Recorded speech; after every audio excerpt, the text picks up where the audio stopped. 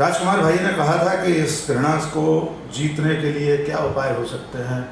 प्रेम ही एकमात्र उपाय है। और भी आसान रास्ता वसीम बरेलवी साहब बता गए हैं। वो मेरे चेहरे तक अपनी नफरतें लाया तो था, वो मेरे चेहरे तक अपनी नफरतें लाया तो था, मैंने उसके हाथ चूमे और बेबस कर दिया। ये सबसे आसान तरीका है घृणा को जीतने का, प्रेम से। लेकिन ये समय उतना आसान नहीं बचा कि सिर्फ हाथ चूमने से ये नफरतें विदा हो जाएं, रोक ली जाएं।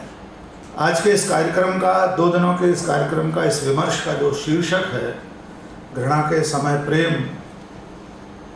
ये कुछ ऐसा ध्वनित होता है जैसे गैब्रियल गार्सिया मार्केज की किताब 100 Years of Solitude पर जो फिल्म बनी थी, love in the time of cholera. घृणा के समय में प्रेम कुछ ऐसा ध्वनित होता है कि जैसे उस वक्त फ्लोरेंटीना अपनी प्रेमिका फर्मीना के साथ जिस जद्दोजहद के साथ अपने प्रेम को जीतने के लिए, उसे पाने के लिए पूरी ज़िंदगी इंतज़ार करता है, ऐसे ही हमें इस घृणा पर विजय पाने के लिए बहुत लंबे समय तक इंतज़ार करना होगा, क्योंकि घृणा के साथ खड़ी हुई ताकतें लगातार और मजबूत होती जा रही हैं।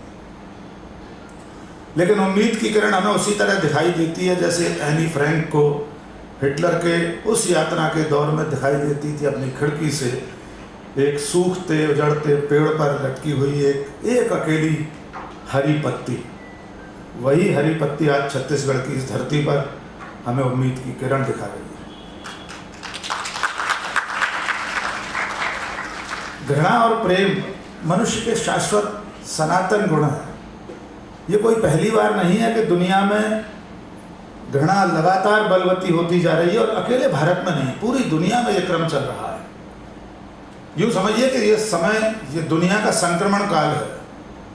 सत्ता में बैठे लोग, खास तौर से जो दक्षिणपंथी रुझान के लोग हैं, वे लगातार मनुष्य की जो प्रेम की भावना है, प्रेम की अवधारणा है, उस पर अंकुश लगाना चाहते हैं। व्यक्ति, परिवार, समाज, समूह, राष्ट्र सब इसके लपेटे में है। कोई नहीं बच पा रहा इस लपट से। ऐसे समय में उन ताकतों को मजबूती के साथ खड़े होने की ज़रूरत है जो मनुष्यता, प्रेम, भाईचारा, सौहार्द की बात करते हैं। और ऐसी ही बात करने आज हम यहाँ इकट्ठे हुए हैं। घृणा हमारे चारों तरफ किस तरह विस्तार ले रही है, हमें कैसे घेर रही है, इसे बहुत स्पष्ट बताने की ज़रूरत नहीं। हम अपनी नंगी आंखों से देख सकते हैं कि हमारे समाज में बलात्कारियों का अभिनंदन हो रहा है। उन्हें संस्कारी बताकर फूलों से लादा जा रहा है। और विडंबना, दुर्भाग्य ये है हमारे समय का, बलात्कारियों को संस्कारी कहने वाले लोग हमारी विधायिकाओं में चुनकर जा रहे हैं। वे हाल ही में हमारे गांधी की धरती पर चुनकर विधानसभा में बैठ गए। मॉब लिंचिंग के आरोपियों का स्वागत करने केंद्रीय मंत्रिमंडल में बैठे हुए लोग जेल के दरवाजों तक पहुंच रहे हैं। और कितनी घृणा के विस्फोट की जानकारी आपको चाहिए। इस सदन में ऐसा कौन है जिसे अपने आसपास, अपने घर, परिवार, मोहल्ले, अपने शहर, जहां ये सब नहीं दिखाई दे रहा, और अगर नहीं दिख रहा तो सचमुच में इससे भी ज़्यादा चिंता की बात। हर युग में, हर समय में सु और कु का यह द्वंद्व हमेशा से रहा है। मुंशी प्रेमचंद ने अपने घृणा का स्थान आलेख में लिखा कि मानव समाज के आदिकाल से सु और कु का यह संघर्ष, ये रंगभूमि हमेशा से छिड़ी हुई रही है। सु यानी जो सुंदर है, जो श्रेष्ठ है, और कु यानी जो असुंदर है, कुरूप है। सु वह है जो प्रेम है, कु वह है जो घृणा है। लेकिन प्रेमचंद ने घृणा से इनकार नहीं किया। उन्होंने कहा कि घृणा इसलिए आवश्यक है कि समाज में जो कु है, जो असुंदर है, जो गलत है, जो असत्य है, उसके प्रति घृणा का भाव तो मनुष्य में होना ही चाहिए। अगर ये नहीं होगा तो धीरे धीरे बहुसंख्यक लोग सत्य और असत्य के बीच का भेद करना बंद कर देंगे। यद्यपि हमारे गांधी किसी से भी घृणा करने से इनकार करते हैं, वे किसी से भी नफरत करने से इनकार करते हैं। वे शब्द और विचार की हिंसा के भी विरुद्ध हैं। घृणा को भी गांधी हिंसा मानते हैं। यही वजह है कि जब दक्षिण अफ्रीका में गांधी जी लगातार अंग्रेजी सत्ता से उस वक्त संघर्ष कर रहे थे, तो जनरल स्मट्स वहाँ, मैं छोटे छोटे टुकड़ों से आप तक अपनी बात पहुँचा रहा हूँ। जनरल स्मट्स वहाँ अंग्रेज हुकूमत का सर्वाधिकारी था। वो लिखता है कि ये मोहनदास करमचंद गांधी नाम का बैरिस्टर जब भी मेरे पास आता है, मैं इसके प्रति बहुत कोफ्त से भरा रहता हूँ। मुझे बहुत चिढ़ है इस आदमी से, यानी लगभग घृणा के स्तर तक वो गांधी जी से को नापसंद करता है। लेकिन गांधी जब भी उसके पास आते हैं, अपने प्रेम, अपने सत्य के साथ, अपने तर्क के साथ उससे बात करते हैं। वही जनरल स्मट्स अपने किताब में बाद में लिखता है कि गांधी जितनी बार मेरे पास आया, मैं उसके प्रति बेहद असुरक्षा के साथ घृणा से भरा हुआ था, लेकिन जब वो मेरे कक्ष से लौट कर गया, एक पायदान और ऊपर मेरे मन में उसके लिए सम्मान बढ़ गया। ये वही जनरल स्मट्स है। जब गांधी दक्षिण अफ्रीका से विदा हुए, तब उसने लिखा कि एक बैरिस्टर आपने मुझे दिया था, मैं यहाँ से महात्मा को लौटा रहा हूँ। आज एक महात्मा दक्षिण अफ्रीका के समुद्र तट से विदा हो गया। ये प्रेम की ताकत है, ये प्रेम की शक्ति है। ये वही मोहनदास करमचंद गांधी है जो जनरल स्मट्स के आदेश पर जब जेल में रहते हैं, तो कैदियों को काम मिलता है, जो कारावास के समय किसी को पत्थर तोड़ने का काम मिलता है, किसी को कुछ और मिलता है। मोहनदास करमचंद गांधी जूते गांठने का काम लेते हैं जेल में, चप्पलें बनाते हैं। और दक्षिण अफ्रीका से जाते समय जनरल स्मट्स को एक जोड़ी सैंडल देकर आते हैं कि ये मेरी तरफ से भेंट है, मैंने जेल में बनाया था। कुछ सालों बाद मोहनदास करमचंद गांधी के जन्मदिन पर जनरल स्मट्स वो चप्पलें, वो सैंडल वापस भेजता है और लिखता है कि मैंने हर बार इनको उठाया, लेकिन मैंने खुद को इस लायक नहीं समझा, मेरे पैर इस लायक नहीं हैं कि मैं गांधी के हाथों से बनी हुई चप्पल में अपना पैर रख सकूं, इसलिए मैं इसे वापस भेज रहा हूं। वे चप्पलें आज भी रखी हुई हैं हमारे संग्रहालय में। ये घृणा पर प्रेम की विजय है। अब हम वर्तमान पर लौटते हैं। हमने अतीत में देखा कि हमेशा ही घृणा पर प्रेम की विजय होती रही। आदिकाल से, अनादिकाल से अब तक मनुष्य के विकास क्रम में जितने भी संघर्ष ऐसे हुए, ऐसा कभी नहीं हुआ कि अंत में घृणा, असत्य, इसकी जीत हुई हो। कुछ समय ऐसा आता है जब हम लोग निराश होते हैं। हमारे आप बहुत सारे लोग हताश भी होंगे इस वक्त, इस दौर में, कि जहाँ सच के साथ खड़े रहने वाले लोग लगातार पिछड़ते हुए दिखाई दे रहे हैं। एक आदमी 3960 किलोमीटर की यात्रा पर चला जा रहा है, भाईचारे की बात करने वाला, लोग उसकी खिल्ली उड़ा रहे हैं। ये बहुत सहज है। जब गांधी ने ये रास्ता अपनाया था, तब उनकी भी खिल्ली उड़ाई जाती। हम सब जानते हैं ये सामान्य सामाजिक क्रम है कि लोग पहले आपका उपहास करेंगे, पहले आपकी उपेक्षा करेंगे, फिर उपहास उड़ाएंगे और अंत में आपको स्वीकार कर लेंगे। प्रेम और सत्य के साथ भी यही होना है। इसलिए हमें डटे तो रहना ही होगा, इस दौर में लड़ते तो रहना ही होगा। अब उन बिंदुओं को देखने की ज़रूरत है जिनके कारणों से हमारे समाज में, हमारे देश में, हम दुनिया की बात ना करें, पहले अपने देश को बचा लें, अपने घर को बचा लें, अपने समाज को बचा लें। हम अपने आंगन में झाड़ू बुहारू कर लें, तब दूसरे आंगन में गंदगी की बात करें। तो हमारे आंगन में ये जो नफरत का, घृणा का शजर धीरे धीरे बढ़ रहा है, पुष्पित पल्लवित हो रहा है, उसके पीछे मूल कारण क्या क्या है?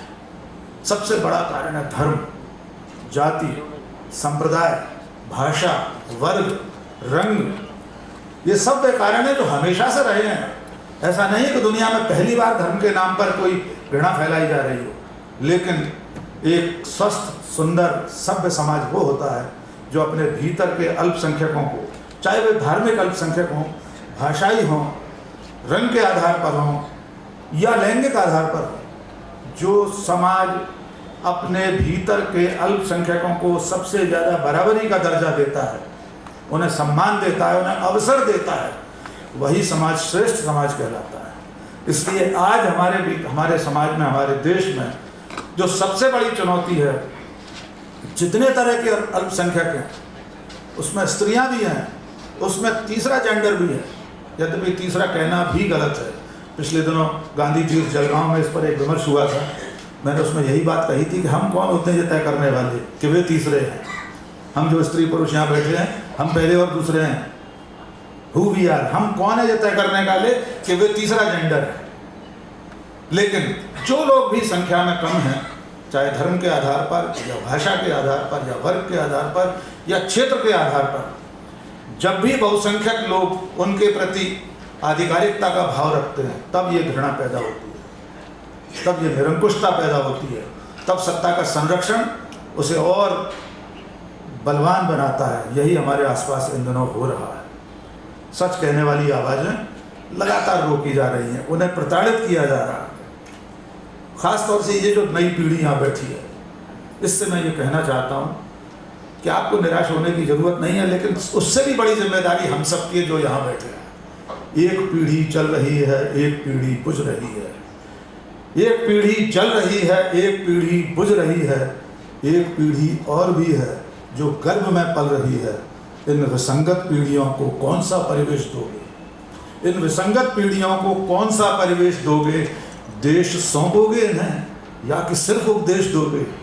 झिलमिलाती लो सनातन लो अगर जो बुझ गई, तो फिर न कहना हाय ये कैसी दिवाली बन गई।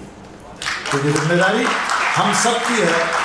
ऐसे विमर्श की है कि जब जब सत्ता में बैठे लोग या समाज के ऐसे कोई भी लोग जो अथॉरिटेरियन, जो अपने आप को सत्ता और समाज का सर्वोपरि अधिकारी समझते हों, जो आप पर अपना विचार थोपना चाहते हों, और बहुत स्पष्ट बात करने की ज़रूरत है कि इस समय कुछ ऐसी ताकतें हमारे समाज में बेहद ताकतवर हैं जो कम संख्या के लोगों को हर तरह से दमित करना चाहती हैं, उनका दमन करना चाहती हैं।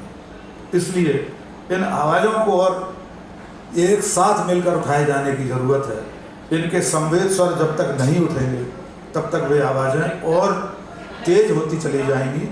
उनकी आवाज़ों में ये सच्चाई की आवाज़, प्रेम की आवाज़ धीरे धीरे तिरोहित हो जाएगी। इसलिए आपको खुद आगे बढ़कर आप सबको, युवाओं को भी, और इस सब में एक बड़ी भूमिका है पठन पाठन की, इतिहास को जानने की। हमारे समाज, हमारे समय में जिस तरह से व्हाट्सएप विश्वविद्यालय, IT सेल आपके सामने विकृत इतिहास परोस रहा है, वह भी घृणा को फैलाने का ही एक माध्यम है। वो प्रेम की हर आवाज़ को दबाने के लिए घृणा का इतना कोलाहल पैदा कर देते हैं कि आपको लगता है कि वही सच है, शायद वही सही बात कर रहे हों। लेकिन आपको अपनी आवाज़ को थमने नहीं देना है, थकने नहीं देना है। ऐसे आयोजन, ऐसे विमर्श ईश्वर भाई, राजकुमार जी आगे भी करते रहेंगे। और मैं इस आह्वान के साथ अपनी बात को यहाँ विराम देना चाहता हूँ। बहुत लंबा विस्तार मैं नहीं देना चाहता। हमें अभी विष्णु जी को सुनना है, सिया राम जी को सुनना है। सोनरूपा की एक कविता है, भीतर एक चिंगारी रख, जिंदा रहना जारी रख। भीतर एक चिंगारी रख, जिंदा रहना जारी रख।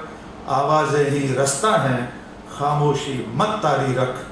रास्ता रोशन करना है, चलने की तैयारी रख। आइए सच्चाई के इस रास्ते में, इस राह में हम और आप एक साथ चलने के लिए तैयार रहें। आपने मुझे अवसर दिया। साहित्य अकादमी और छत्तीसगढ़ संस्कृति परिषद, आप सबको बहुत बहुत धन्यवाद। जय।